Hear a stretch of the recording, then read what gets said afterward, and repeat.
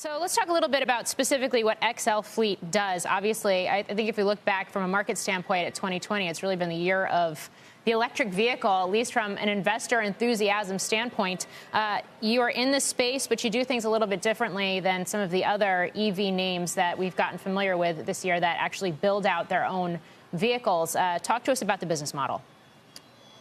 Yeah, we are a fleet electrification company, and we're really working directly with the end customers to come up with the right solutions that meet their needs. And that starts with the electric powertrain that's going into these vehicles. And our total focus is on that electric powertrain and all the controls and software. So that's the battery, motor, inverter, controls.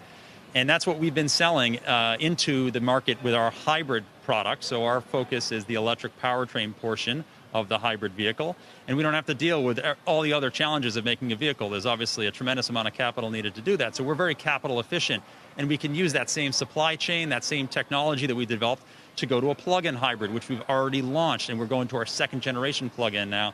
And we'll be introducing our all-electric products in 2022. So we have a really good core technology that we can build off of that's a very capital efficient way of investing in commercial vehicle electrification.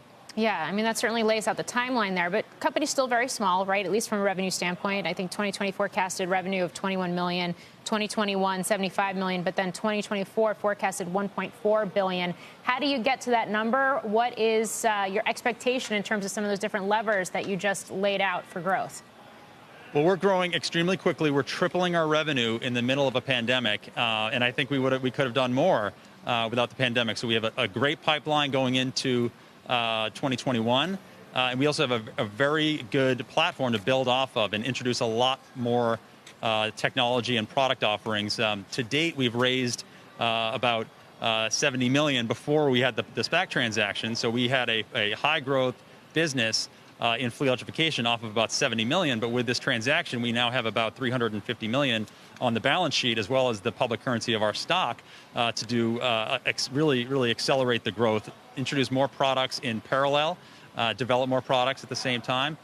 So this industry is really taking off. I mean, we started 11 years ago, and it definitely was a bit early, but we really saw demand picking up from customers in the 2018-2019 timeframe, and then obviously the public markets really picked up on this in the June-July timeframe of this year. So I think we're in a tremendous position to continue the leadership role that we have in the U.S. market to also expand internationally. So we have international expansion, all-electric product, our XL Grid program, which we launched. It's a whole new division.